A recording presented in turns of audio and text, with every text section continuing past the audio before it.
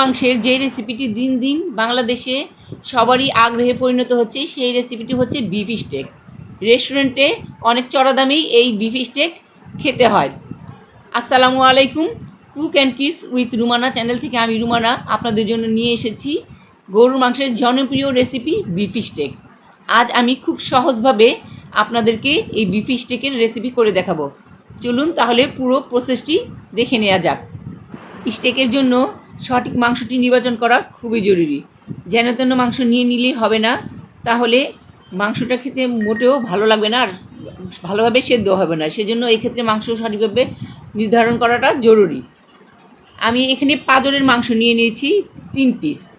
মাংসগুলো আমি খুব বেশি মোটা করিনি। আর মাংসের মধ্যে যে সাদা দাগগুলো দেখছেন, এগুলো কিন্তু চর্বি।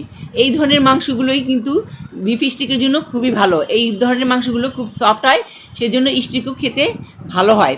আমি এখন প্রথমে মাংসগুলোকে কিন্তু ধুয়ে পানি ঝরিয়ে নিয়েছি। আর এখন একটা শুকনো টাওয়েল দিয়ে আমি মুছে নিচ্ছি। ভালোভাবে পানিটা শুষে নেবে এই টাওয়েল। আপনার ইচ্ছে করলে এখানে টিস্যু কিংবা নরম সুতি কাপড়ও ব্যবহার করতে পারেন। একটি একটি করে আমি মাংসের পিসগুলোকে সুন্দরভাবে মুছে নিচ্ছি, যেন কোনো পানি না থাকে। এখানে কিন্তু মাংসটাকে সুন্দরভাবেই মুছতে হবে, পানি না থাকে এই খেয়ালটা কিন্তু অবশ্যই খেয়াল রাখা জরুরি।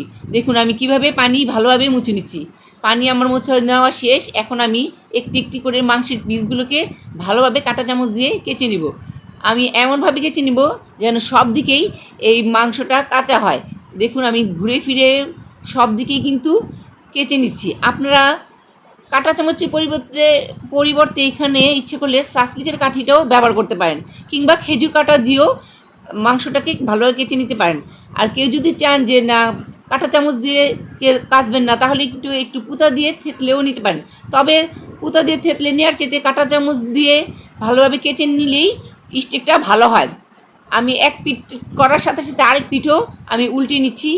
এই পিঠটাও সেম আগের মতো করেই আমি ভালোভাবে কেচে নিব। সব দিকেই কেচে নিব যেন কোনো দিকে ফাঁক না থাকে। মাংস আমার কেচে নেওয়া শেষ। এখন মশলার প্রিপারেশনে চলে আসছি। মশলার প্রিপারেশনে প্রথমেই নিয়ে নিচ্ছি 1 টেবিল চামচের মতো লেবুর রস।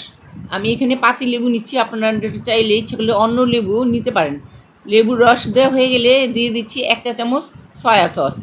এখানে আমি ডার্ক সয়া সস দিয়ে দিচ্ছি। আর অয়েস্টার সস দিয়ে দিচ্ছি 1 চা চামচ। চিনি দিয়ে দিচ্ছি 1 চা চামচের চেয়ে কিছুটা কম। চিনিটা দিয়ে দিচ্ছি কারণ ওই 2টা সসে লবণ থাকে বেশি, সেজন্য যাতে ব্যালেন্সটা ঠিক রাখতে পারে সেজন্য চিনি দিচ্ছি। আর লবণ দিয়ে দিচ্ছি সামান্য। এখানে লবণটা বুঝে শুনে দিতে হবে, কারণ 2টা সসেই কিন্তু লবণের পরিমাণ বেশি থাকে। সামান্য কালো গোলমরিচের গুঁড়ো দিয়ে দিলাম। দিয়ে দিচ্ছি সামান্য সাদা গোলমরিচের গুঁড়ো। এখন সবগুলো উপকরণ একসাথে ভালোভাবে মিশিয়ে নিচ্ছি। ভালোভাবে মিশানো হয়ে গেলে এর মধ্যে আমি দিয়ে দিব কেচে রাখা মাংসের টুকরোগুলো। মাংসেরগুলোকে আমি ভালোভাবে দিব, কারণ ওলট পালট করে যাতে মশলাটা সবগুলো টুকরোর মধ্যেই যেন ভালোভাবে লেগে থাকে। এই জন্য আমি ওলট পালট করে মশলাগুলো ভালোভাবে মেখে নিচ্ছি। মশলা মাখানো হয়ে গেলে আমি এখানে 2 থেকে আড়াই ঘন্টার মতো মেরিনেট করে রাখবো। এখানে 2-2.5 ঘন্টা পরে ফিরে আসছি। প্যানটা গরম হয়ে গেলে এর মধ্যে দিয়ে দিচ্ছি হালকা তেল। তেলটাও অল্পই দিতে হবে।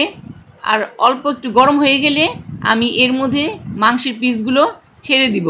আর চুলার আঁচটা এই পর্যায়ে লো থেকে সামান্য বেশি আছে, এর চেয়ে বেশি দেওয়া যাবে না, তাহলে মাংসটা পুড়ে যাবে। একে একে আমি মাংসের পিসগুলো দিয়ে দিচ্ছি।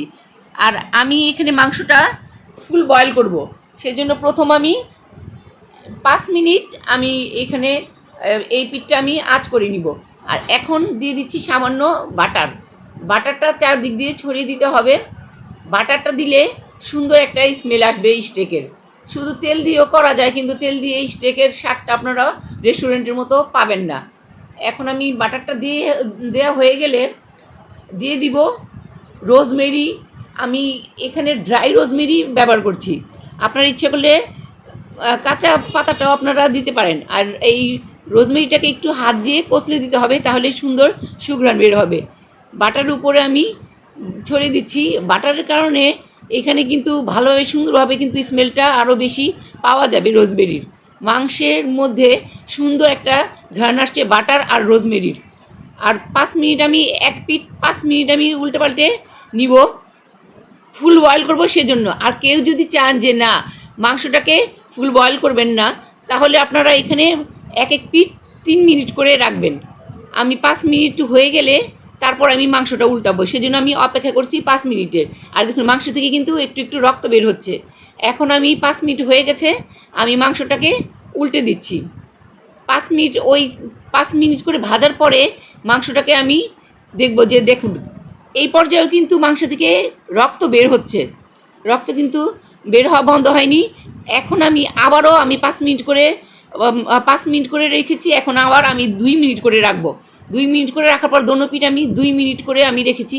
টোটাল আমি 7 মিনিট করে এক এক পিঠ রেখেছি, কারণ মাংসটা আমি ফুল বয়েল করে নিয়েছি। আর কেউ যদি চান যে না মাংসের ভিতরে একটু আপনারা গোলাপি গোলাপি ভাব রাখবেন, তাহলে মাংসটা একটু কম বয়েল করবেন, তাহলেই হয়ে যাবে। আমার মাংস স্টেক তৈরি। আমার স্টেক তৈরি, চলে এসেছি পরিবেশনের জন্য। কিছুটা ফ্রেঞ্চ ফ্রাই করে নিয়েছি, সেই সাথে মেয়োনিজ করে নিয়েছি, আর দিয়ে দিয়েছি সামান্য সালাদ। মাংসটাকে আমি এখন একটু কেটে দেখাচ্ছি কেমন হয়েছে। বিফ স্টেকটা আমি একটা টুকরো কেটে নিচ্ছি। দেখুন আমি কিন্তু ফুল বয়েল করেছি মাংসটা, সেজন্য আমার মাংসটার কালারটা কেমন হয়েছে সেটাও আপনাদের দেখিয়ে দিচ্ছি। আর যারা একটু মানে কম বয়েল করবেন, তাহলে কিন্তু সেক্ষেত্রে মাংসটা কিন্তু একটু গোলাপি হবে। আর আমি মাংসের পিসগুলো কিন্তু অনেক বেশি মোটা করিনি, সেজন্য আমার স্টেকটা খুব তাড়াতাড়ি সহজেই হয়ে গেছে। আর একটু মেয়োনিজে ডিপ করে আমি আমার বাচ্চাকে খাইয়ে দেখিয়ে দিচ্ছি কেমন হয়েছে। ও আর কি বলবে যে কেমন হয়েছে। হ্যাঁ, বাচ্চাটা খেয়ে বললো খুবই ভালো হয়েছে, স্টেকের স্বাদ কোনো মতেই রেস্টুরেন্টের চাইতে কম নয়। তো বন্ধুরা, আমার আজকে এই সহজ বিফ স্টিকের রেসিপিটি যদি আপনাদের ভালো লাগে, তাহলে সাবস্ক্রাইব, লাইক, কমেন্ট, শেয়ার করে দিবেন প্লিজ। আপনারা সবাই ভালো থাকবেন, সুস্থ থাকবেন। আবার নতুন রেসিপি নিয়ে আপনাদের সামনে হাজির হব। আজ এই পর্যন্তই। আল্লাহ হাফেজ। আমার বন্ধুদের জন্য রইল আমার তৈরি করা গরু মাংসের 2টি রেসিপি।